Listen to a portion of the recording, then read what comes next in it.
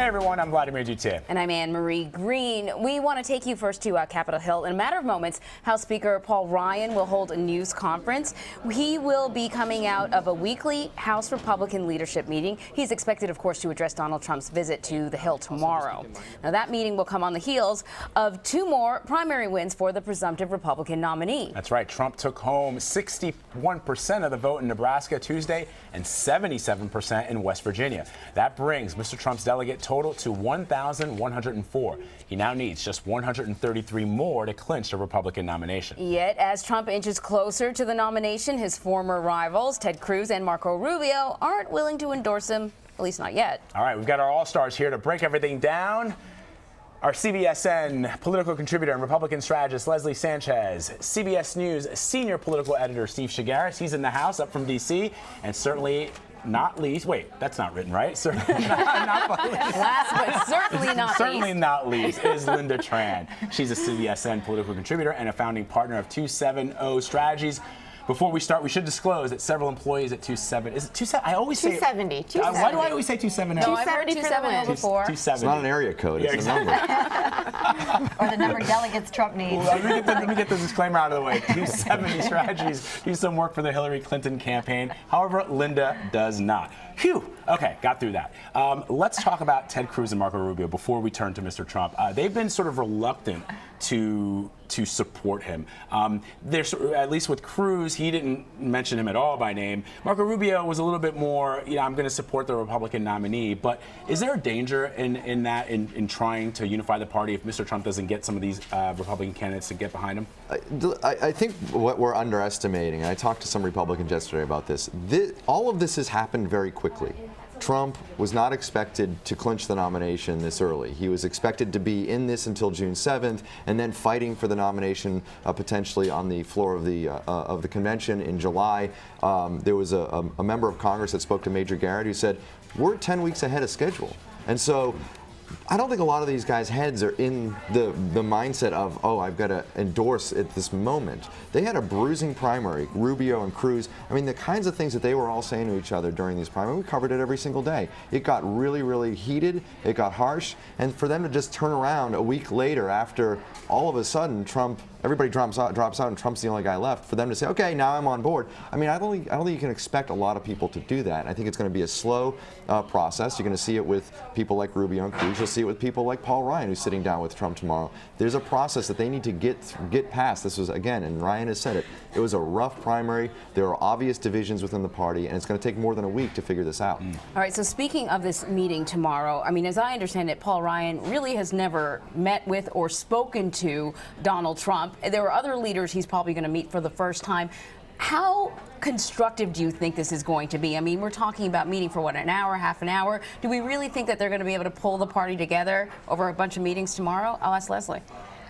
Well, it's kind of a case of he's just not that into you. You know, the speakers are still kind of thinking about it. He's like, they're calling each other, they're getting to know each other. It's a combination of that and an arranged marriage. They almost have to get to know each other over a period of time. So to Steve's point, it does take some time, but they want to get through some basic political infrastructure issues. Money, is Donald Trump ready to start raising money? That's more where the RNC chairman's going to come in, because that needs to be raised, and Linda talks about it a lot, to the tune of about $2 million a day. But more than that, can they align on a basic conservative platform that there's not going to be a lot of moving that around as they get to convention? And what are the basic areas that the Trump campaign wants to move forward in terms of policy and message?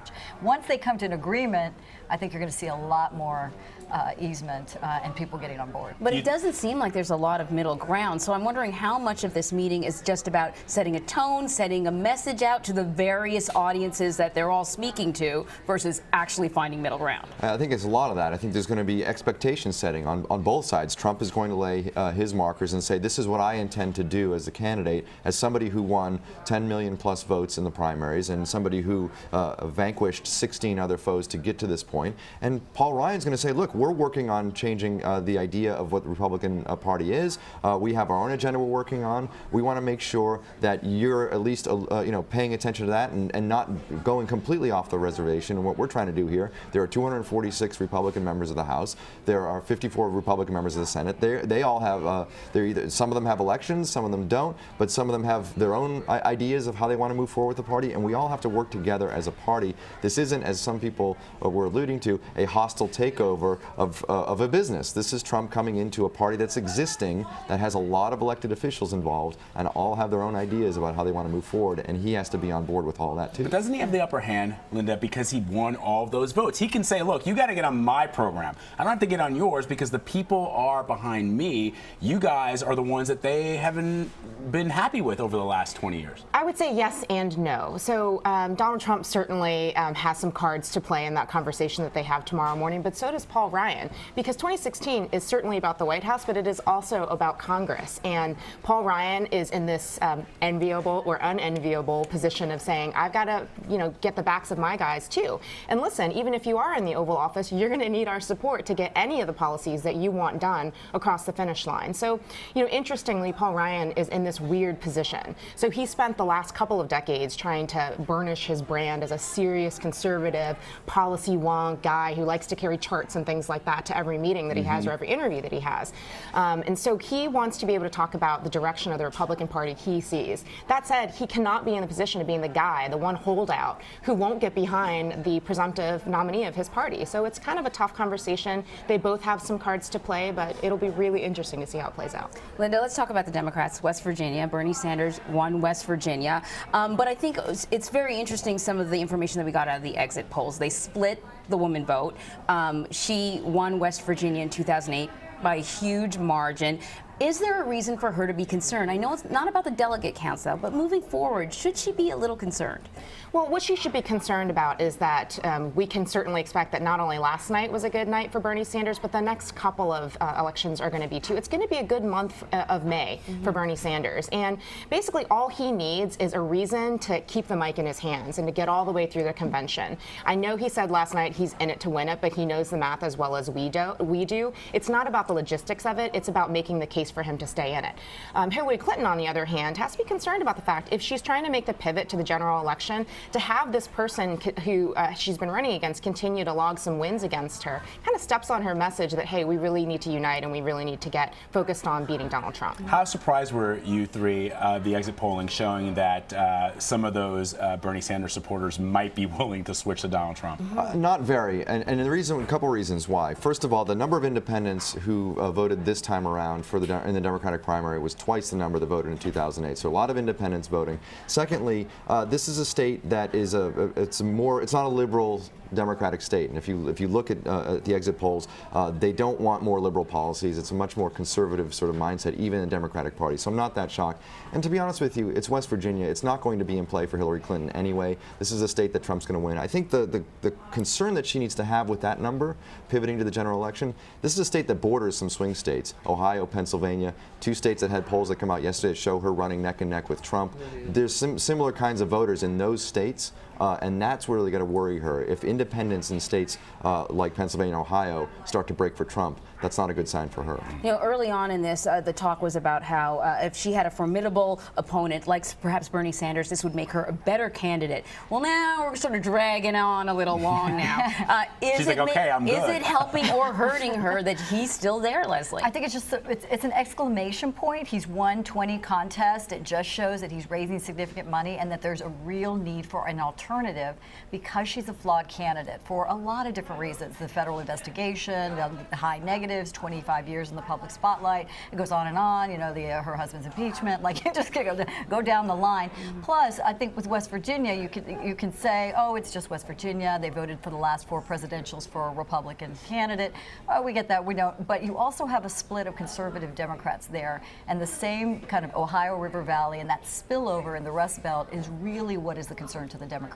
That the working class whites are continuing to show they're more independent. They're willing to look more at the candidate versus the party. Is there another concern when you look at those swing state numbers, Linda? Because there were reports that some people in the Democratic Party were, look, if Donald Trump is the GOP nominee, it's going to be a shellacking. But now when you look at these numbers in Florida, Pennsylvania, and Ohio, and you see in one case, Ohio, Donald Trump is polling ahead of Hillary Clinton, does that lend some people to worry, or is it's too early? We're still, several months away from this this is not, this is just a taste, this is just a dip in the water? Well, there are two ways to look at it. So one is that this is a problem and everybody should freak out. And the other way to look at it is, you know, it's a long time out until the general election. People start to pay a lot more attention as you get closer to November, and that means you're going to get different perceptions of things. And then the final piece is that what you don't want is for your base and for your supporters to be so complacent. They think that this is in the bag that they don't actually turn out. And so in a weird kind of converse way, it could be helpful for polls to remain tight close to the end. Interesting. The one alarming thing for her in these polls, though, looking beyond the horse race number, were the unfavorable numbers. And so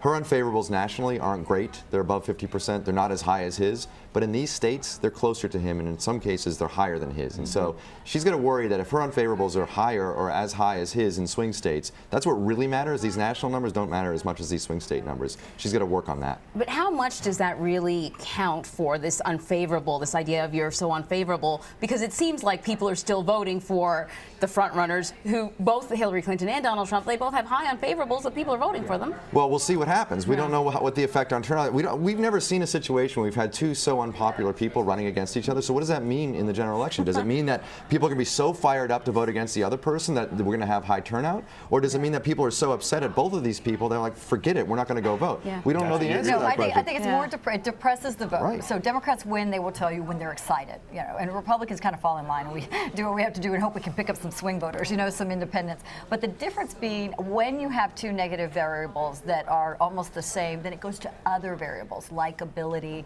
is not going to be there, but trustworthiness, leadership style, who do they believe can get things done? And if you're in this wave, this populist wave, to break up not only the banks, but break up Washington, they want an outsider. I think that's the clear signal coming from the left and the right, is somebody who can really change the way the system works now. This is a fascinating discussion. We want to keep it going, but we know you guys have to all catch planes, trains, automobiles. So Steve Shigaris, Leslie Sanchez, Linda Tran, thank you all so very much. Appreciate it. Thank you.